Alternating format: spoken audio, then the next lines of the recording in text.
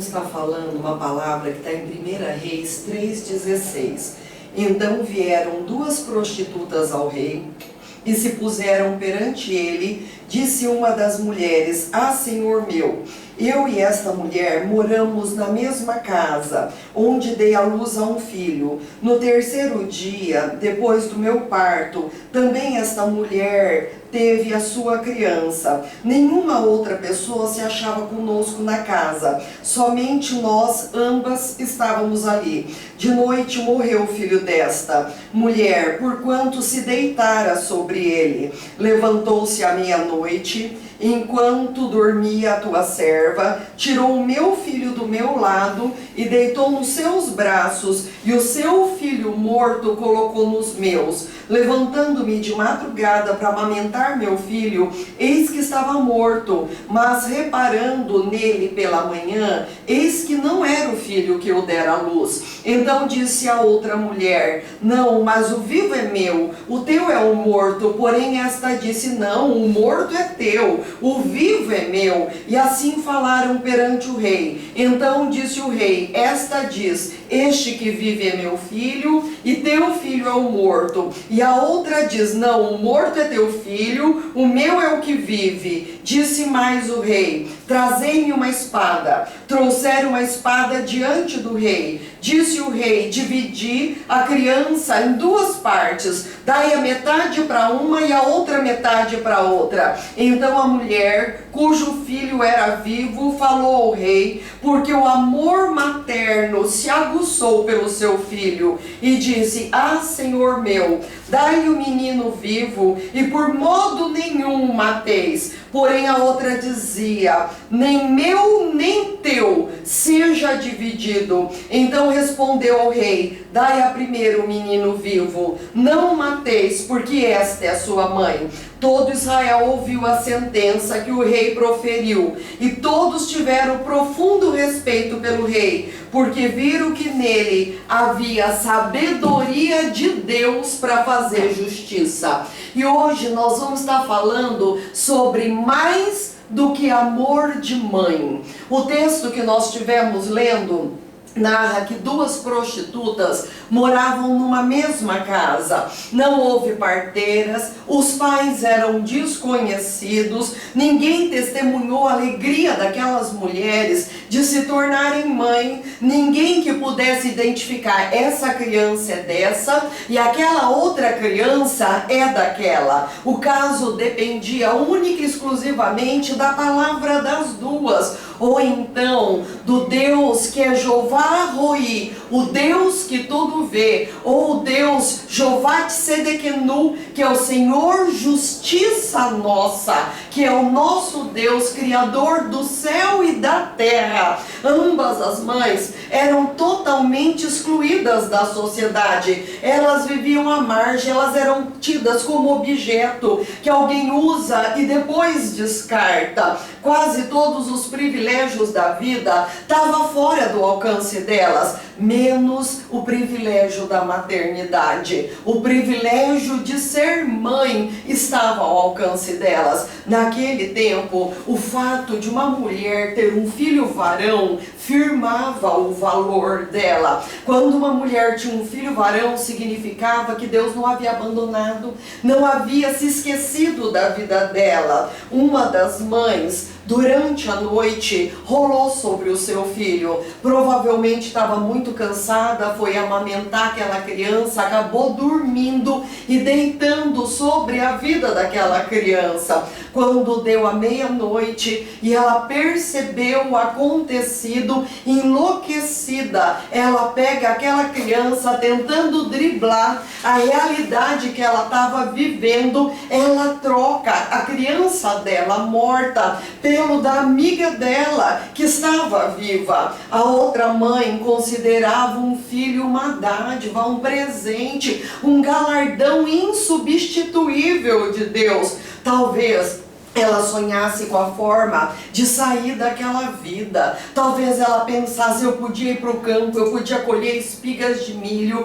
ainda que o salário seja baixíssimo e eu tenha que viver com muita dificuldade, talvez eu consiga criar meu filho em outra realidade. Ela tinha sonhos, ela tinha objetivos, ela tinha projetos, mas nunca, nem no pior dos seus pesadelos, ela imaginou em encontrar uma criança morta no seio dela, no meio da madrugada. Ela nunca pensou uma coisa dessa e ela ficou horrorizada quando isso aconteceu. E nós imaginamos, foi no meio da noite, naquele tempo não tinha luz elétrica, não tinha iluminação, era luz de lampião ou de vela. Aquela mulher, ela chorou a morte da criança dela até o dia amanhecer. Foi uma aflição, uma angústia, um sofrimento. E quando o dia raia, ela olha para a cara daquela criança, ela percebeu: não é o rostinho dele, não é o narizinho dele, não é a boquinha dele,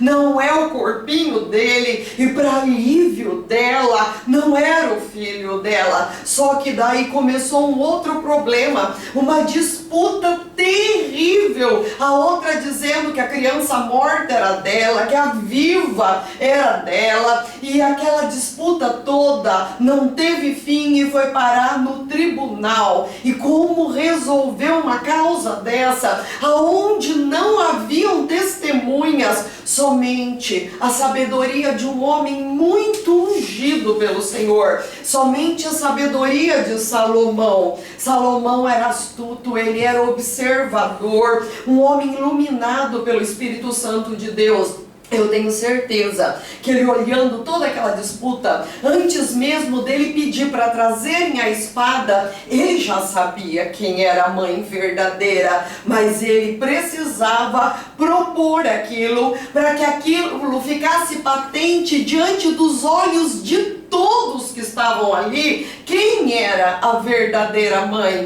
Então ele, com sabedoria divina, ele apelou para o amor de mãe. Ele sabia que aquela que fosse a mãe verdadeira não ia permitir que absolutamente nada acontecesse ao seu filho, nem que ela tivesse que entregar o filho vivo para outra. Ela daria, mas não deixaria ninguém tocar nem num fio do cabelinho dele. E foi isso que aconteceu quando ele falou: divide a criança no meio, dá um pedaço para cada uma. Ela falou: não, pode deixar a criança viva, entrega a criança para ela. E naquele momento foi decifrado todo o mistério. Ele falou: dá para esta mãe, porque ela é a verdadeira mãe. Mexeu com as entranhas do sentimento de uma mãe. E Deus, Ele nos ama com amor muito mais intenso do que qualquer mãe deste mundo. Por melhor que ela seja, o amor de Deus pela nossa vida é muito maior.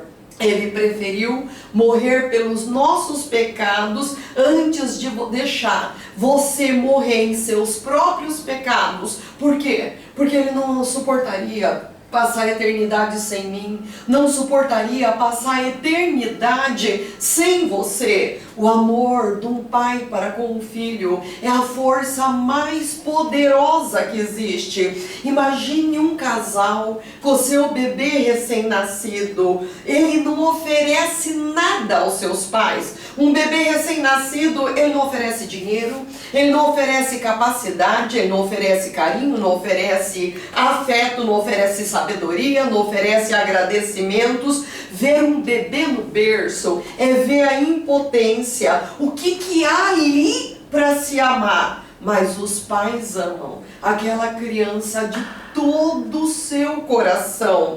Tente fazer algo contra aquele filho, tente falar que essa criança é feia ou qualquer coisa parecida com isso, e você vai ver que é a mesma coisa que cutucar uma onça com uma vara curta. Isaías 49:15 diz: acaso pode uma mulher esquecer-se do filho que ainda mama, de sorte que não se compadeça do filho do seu ventre? Mas ainda que essa viesse a se esquecer dele, eu todavia não me me esquecerei de ti. Na palma das minhas mãos eu te gravei. E toda hora eu vejo os teus muros caídos e eu os restaurarei. Talvez o teu nome não esteja escrito na porta de um gabinete, na porta de um consultório, numa medalha, num diploma. Talvez não esteja escrito na placa de uma rua, ou num prédio, ou numa estátua. Mas você já parou para pensar aonde o teu nome está escrito? O teu nome está escrito na mão de um pai que é mais do que uma mãe. De um pai que te ama com amor tão grande, que lá em Jeremias 31:3 diz: com amor eterno eu te amei, e com benignidade eu te atraí. E Oséias 11:4 diz como que ele nos atraiu: eu te atraí com cordas humanas. Eu te atraí com laços de amor, e eu fui para contigo como quem alivia o teu jugo, o peso de sobre a tua vida. E eu me inclinei para te dar de comer. Eu me inclinei para satisfazer todas as tuas necessidades. Você sabe que cordas humanas são essas? Que laços de amor são esses? Que o Senhor te atraiu com cordas humanas e laços de amor. Foram os braços de Jesus na cruz do Calvário. Ele falou: quando eu for levantado da terra, eu atrairei todos a mim mesmo. E ele morreu naquela cruz de braços abertos para atrair você. Aquelas foram as cordas humanas. Aqueles foram os laços de amor de um Deus que se fez carne, de um Deus que entregou sua própria vida, de um Deus que ninguém tirou a vida dele, mas ele se entregou por amor de você, e ele ressuscitou ao terceiro dia para que você possa ter novidade de vida. Este amor é maior do que qualquer amor de mãe, e é este amor perfeito que Deus tem para com a tua vida. Medite nisso e ganhe toda revelação dessa aceitação e desse amor, em nome de Cristo Jesus. Amém.